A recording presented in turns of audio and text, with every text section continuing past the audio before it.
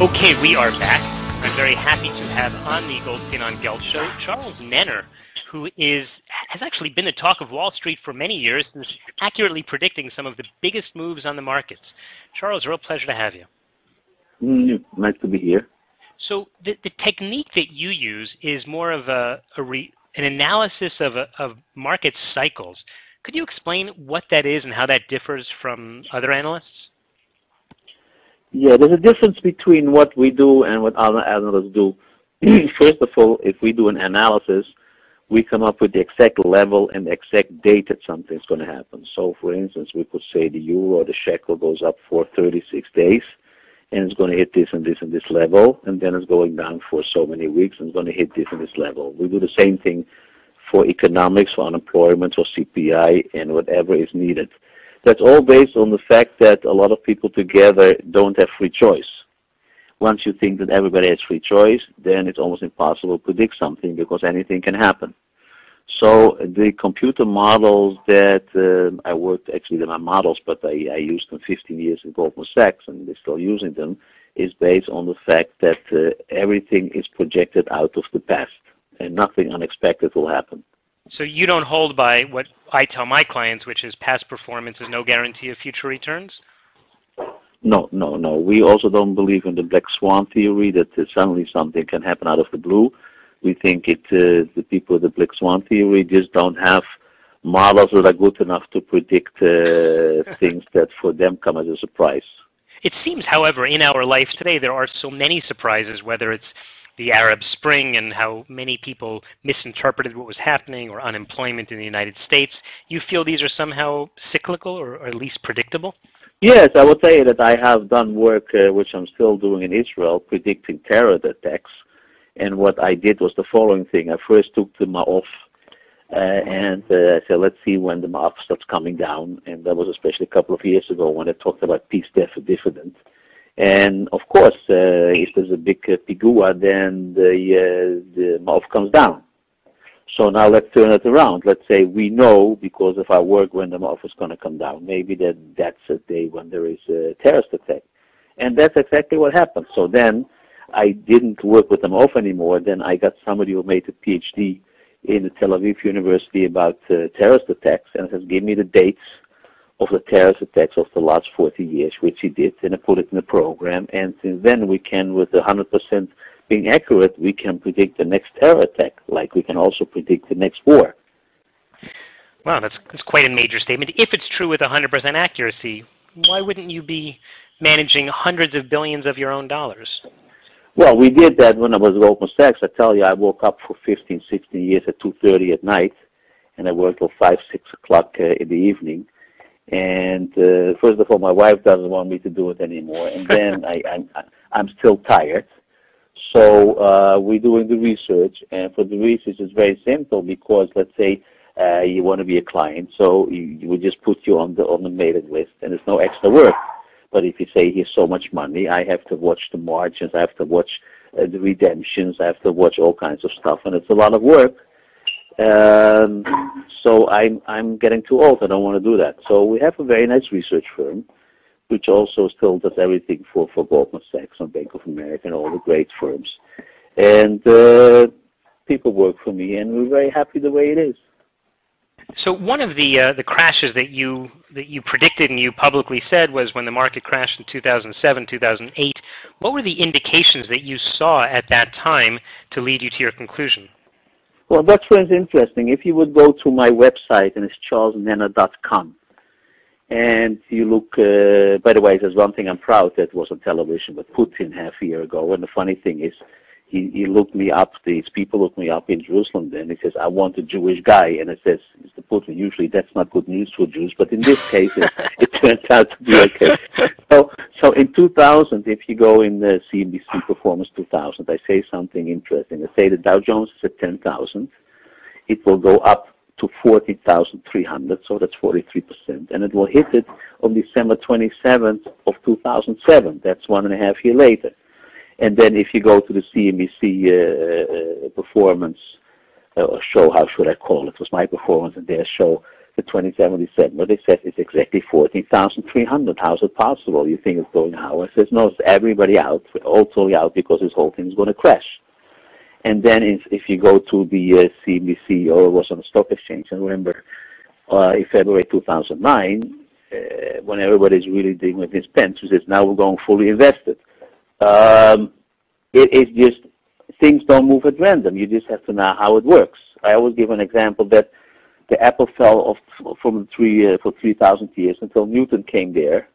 And he says, well, maybe there's a theory behind it. And now we all know it's because of gravity, which we really don't know what it means because it's actually God who does it. But we have one step, we talk about the gravity. So it's all in the Brie, it's all in creation. God created everything. He also created what happens in the stock market. And the problem actually is, if you think everything happens at random, that's not the Jewish way of looking at things. Mm-hmm. So people should be convinced that things don't move at random, and if they don't find how it functions, they just have to work harder until they find it. So that's what we did, and we found it. And do some more research. We are talking with Charles Nenner, who is one of the top researchers on Wall Street. He has predicted many, many moves on Wall Street, publicly announcing what he thinks before and then watching it happen. He's been with Goldman Sachs. He's actually also a chess player as well, having played in the Caviar games that was many years ago, I suppose, yeah? Yeah, something was unfair about it, because what happened was the Dutch people were afraid to come. There was in a time there were a lot of terrorist attacks as well. We have to come. So I flew over from the United States, and I was the only one marching in with the flag and then had to play. But because of the time difference, I fell asleep during the first game, and nobody woke me up. So I'm still upset about that one. Man. All right, so you've been talking to us, Charles, about how you yourself have done a lot of analysis with your team and figured out certain algorithms to predict the markets. Let's bring this down to a more practical level for listeners of the Goldstein on Gelt show. The types of people who listen to the show are looking at developing a strategy for making sure they'll have enough money for their retirement or to send their kids to school or to marry them off. Given the types of information and the way that you trade, do you think this applies to individuals, or should they be going back to sort of old school kind of financial planning and asset allocation?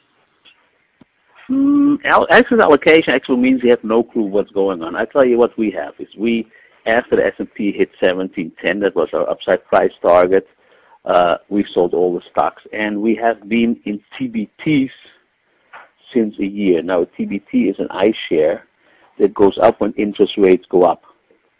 And first of all, I've been warning everybody, get out of bond funds, because bonds are going to come down strongly. And the second thing is, if you don't own the bonds till maturity, you don't even get your money back. So one day you will sell out of bonds and you have a big loss. So the TBT goes up if interest rates go up. And I wrote a whole piece in Barron's, I think, that says, if you think that interest rates will never go up anymore, you shouldn't do it. But of course, they're going to go up.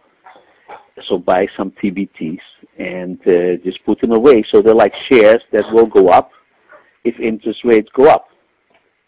And since we bought them, they're up already 25%, and interest rates just moved up a little bit. So if interest rates go, first of all, I think the 10-year U.S. bond will go very easily to 4% next year, and might go over 10% 2 years later. So that's a thing I would definitely have in the portfolio. And for the rest, it's problematic. I know you don't get much interest in the bank, and people want to have some money, so they take risk in the stock market. But I don't think it's worth it. That's why they use our research, because if you would know when you have a good entry point in a certain market, you don't have to take the risk. If you don't have the research, then every day is the same gamble that you have to take. So I tell people, I know you don't get income. Just be very careful, because it's still in a difficult situation. Don't be in bond market. If you want to make some money, buy these TBTs, put them away, and that's where your money is going to come from the next couple of years. What about the people that are simply looking for income? They're retired and they want to supplement their Social Security payments, and they've got a few $100,000 sitting on the sidelines, and they need to get a monthly paycheck. I know. They just have to wait. I mean, you don't want to just wait to get your chance in a year and a half. Just make sure you don't lose it now doing the wrong investments. I know it's painful, but simply if there's no way of making money, there's no way of making money. What I did here in Israel is that in places like Beersheba and smaller places, I have friends who buy small apartments and they rent them out, and that gives them a nice rate of return.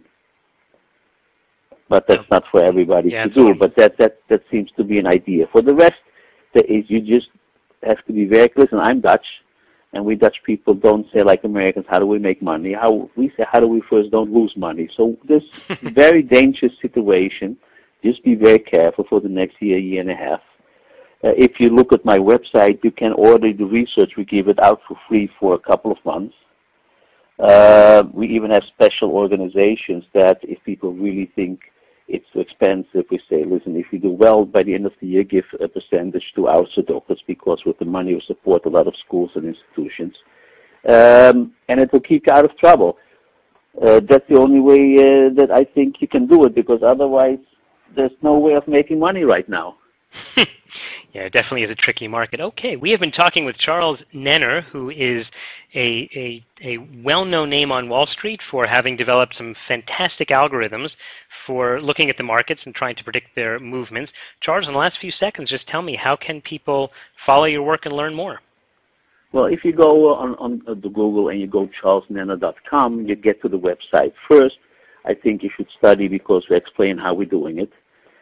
Look at all the television shows. We come up with the exact dates and levels of things that are going to happen, and then for yourself see if it came out that way we said it. And then you can send an email, say, please, can I have a trial subscription? And you get it for a while, and maybe after 2 months or so, 3 months, someone will give you a call to say, you're interested? You say yes, or you say no. If you're interested, then we'll discuss, how much you're managing, how much money you have, because, of course, big institutions pay much more than individuals that we like to help. We're in this business to try to help people save the money so they can give it away for good causes. All right, that sounds like a noble cause. Charles Nenner, thanks so much for your time. You're welcome. Bye-bye. You've been listening to the Goldstein on Gelt Show with money maven Doug Goldstein. Doug's weekly radio show is heard around the world, but if you miss it, you can download the podcast at www.goldsteinongelt.com. The Goldstein on Gelt Show gives you up-to-date financial ideas so you can get on the path to financial freedom. If you'd like your questions answered on the air or off, send Doug an email to doug@profile-financial.com. It's your money for your future, so join Doug every week to build your wealth on the Goldstein on Gelt Show.